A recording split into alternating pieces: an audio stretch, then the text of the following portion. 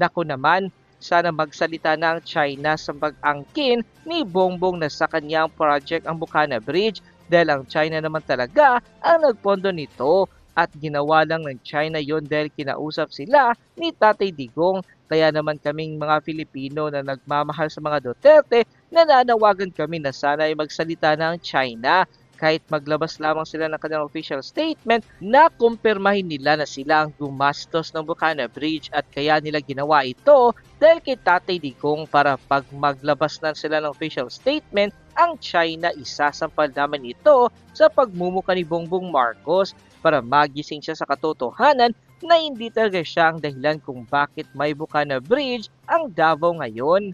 End quote. Bigyan natin ng reaction opinion itong post ni Mr. Jason sa tungkol ito sa Bukana Bridge sa Davao City na binisita ngayon ni Pangulong Marcos Jr.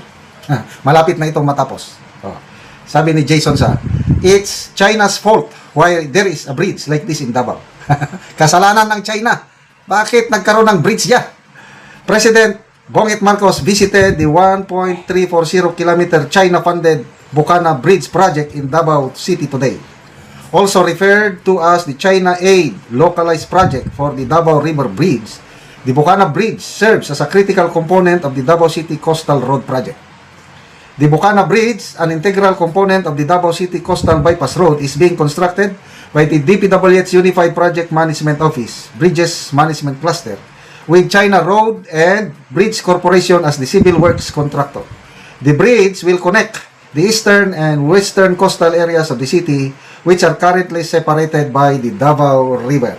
Okay, so ito po ang litrato ng Pangulo. Inspection. Malapit nang matapos. So, may napanood akong nakita kong vlog, thumbnail ni Ako Kabibig. Sabi niya, BBM credit grabber. Post ni Teo Moreno. Bukana Bridge is the project of PRRD, period. Ano pa? Si Attorney Trixie Angeles, ganon din ang mga ano niya. Parang last month lang, nag-utos ang Pangulo sa DPWH na bilisan. Okay, don't know, basta bilisan. Gusto nang matapos kaagad. Bakit gustong-gusto ng presidente natin na matapos ang bridge sa Davao? Ulitin ko funding ito ng China. Sandali, magbasa ako sa mga comments. Meron siyang history dito.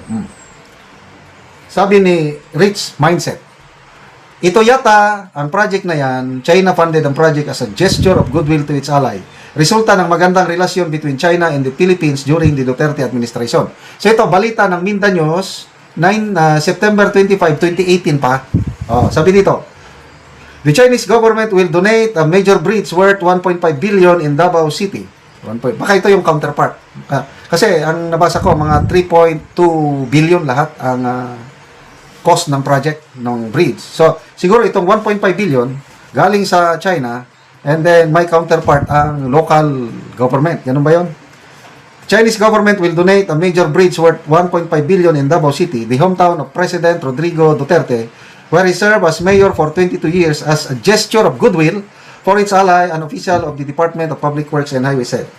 DPWH Davao Regional Director Alan Borromeo said in an interview that the Chinese government expressed the intention to build the Davao River Bukana Bridge, which is part of the 18.2 km Davao City Coastal Road Project. He said the bridge was originally programmed for implementation using government funds, but the Chinese showed the interest to construct the bridge. Wow! Ang galing yung mga galit sa China. Pasok! So, pasalamat tayo sa China na nagpundo nito. Hindi ko alam yung detalyan. Basta, funded by the Chinese government as a gesture of goodwill to PRRD. Ngayon, malapit nang matapos. Ngayon, atat na atat ang Pangulo matapos para, ribbon cutting na naman. Kagaya yung Pangil Bay Bridge sa between Lanao Norte and Misamis Occidental. Grabe, last year ba yun? Last year ata, yung nagkaroon ng opening. Grabing accomplishment ng Build Better More.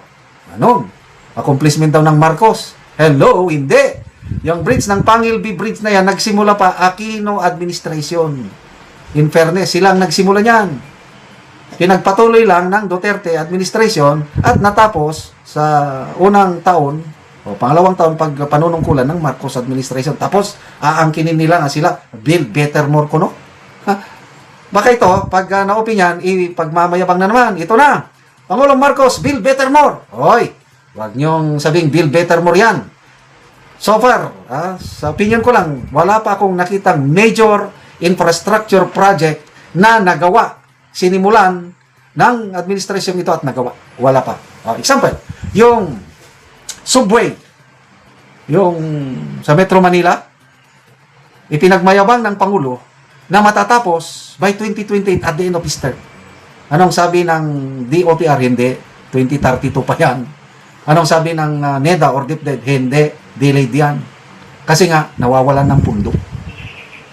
Kinukuha yung pundo, gagamitin sa flood control. So, anyway, pabayaan na lang natin. Siyempre, presidente siya, bisitahin niya, pakita na he's working hard. Sabi niya, hindi na ako nakakatulog sa trabaho ng trabaho. Hindi na nakakapag-beats daw. Sabi naman ni Professor Malutikia, trabaho mo yan bilang presidente. Huwag mo kaming sisihin. Talagang magtrabaho ka. Ang problema, trabaho ng trabaho, pabulusok naman ng pabulusok ang kanyang rating. Itong latest na survey ng WR numero, dati noong August, 35%, ngayon 21% na lang. Ay, nako. Saan papunta ang administrasyong ito? I don't know. Yan natin ang reaction opinion itong post ni Sas Rugando Sasot 43 minutes ago. Tungkol ito sa tanong ni Senator Lacson. Tinatanong ni Lacson, bakit ang laki ng allocation ng AX? Ito po yung ayuda, assistance, assistance to, basta, nakalimutan ko na. Increases, assistance to individuals in crisis situation. AX, ayuda ito. Tinatanong ni Lacson, bakit ang laki ng allocation ng AX sa Davao City last 2025 elections? BEX. So, bakit naman tinatanong ni Senator Lacson? Tinatanong ba niya dahil hindi niya alam ang sagot? O alam niya na ang sagot, kaya lang tinatanong niya para ma-dig up kung bakit at sino ang may kagagawan nito. Kasi sayang lang ang pundo eh. Ang alam ko nito, bilyones ang ayuda na bumuo sa Davao before election. Basta bilyones. Nakalimutan, may nabasa akong post. So, tinatanong ba ni Senator Lacson para ibunton na naman sa sisi sa mga Duterte yung laki ng AX? Sino bang nag-control ng ayuda funds before election? Duterte ba? O ang administrasyon? I'm sure, hindi ang mga Duterte. Maalala ko tuloy, yung pahayag ni dating Secretary, Dole Secretary Silvestre Bello, na inoferan siya ng Pangulong Marcos Jr. ng 1 billion pesos para kumandidato siya sa Davao City para labanan si Congressman Sid Unga. Kailang tinanggihan ni Secretary Bello dahil sabi niya, hindi ko pwedeng talikuran, hindi ako pwedeng mag-traidor kay PRRD. So, naniniwala ako sa ganitong pahayag ni dating Secretary Bello at ang nakikita ko, gusto nilang palugmukin, patumbahin. Gusto nilang mawala na sa political limelight ang mga Duterte sa Davao. Kaya bago mag-eleksyon, March 11, kinidnap nila si PRRD, dinala sa DA, hoping na matatalo nila ang Duterte kung wala na si Tatay Digong doon. So maliban sa pag-kidnap kay PRRD ito, binuhusan nila talaga ng pundo. So, klaro na hindi Duterte ang nagmaniobra, hindi mga Duterte ang humawak sa malaking pundo ng ayuda ng AX at iba pa before the election. Ang administrasyon, yung kandidato ng administrasyon, sino? Mga Nograles. At ano ang resulta? Grabe. Mautak ang taga Davao. Bilib ako sa mga taga Davao. Pera, ibinigay. I don't know kung ibinigay lahat Baka mamaya mas maraming naiwan sa mga humawak ng pundo. I don't know.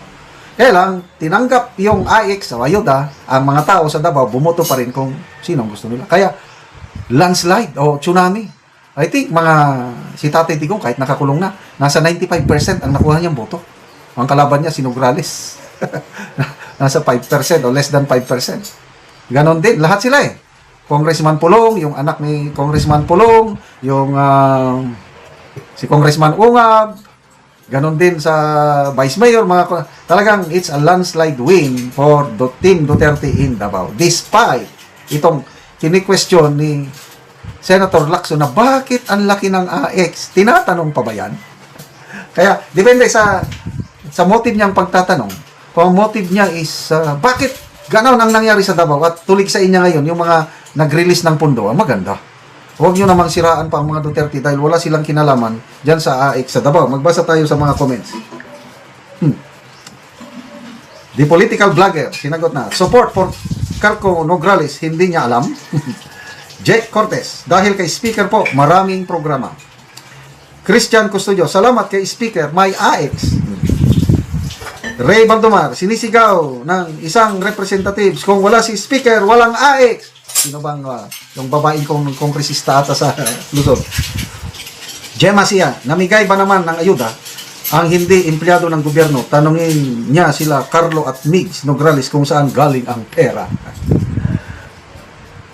Ano pa? Hasti Nonyesa, yes, itanong nyo po sa mga Nograles siblings. Fernando Soles, mahirap talaga bilhin yung boto ng taong may paninindigan. Correct. Ang mga taga Davao, naranasan na nila yung good governance ng mga Duterte. Kaya hindi mo yan talaga mabibili. Buhusan mo man ng trilyones. Ang tao, mautak na ngayon. Tanggap ang pera pagdating sa eleksyon. Botuhan kung sino yung naramdaman nila na nagpakita ng malasakit sa kanila. At walang iba kundi ang mga Duterte. Taga Mindanao po ako. Palagi kaming namimisita sa Davao. Napakaayos po ang gobyerno. Nakakaingit nga. Sana tumira na lang kami sa Davao. Libre ang hospitalisasyon. Wow. Only in, of course, may mga ibang probinsya din na free. Kaya lang Davao ang nangunguna.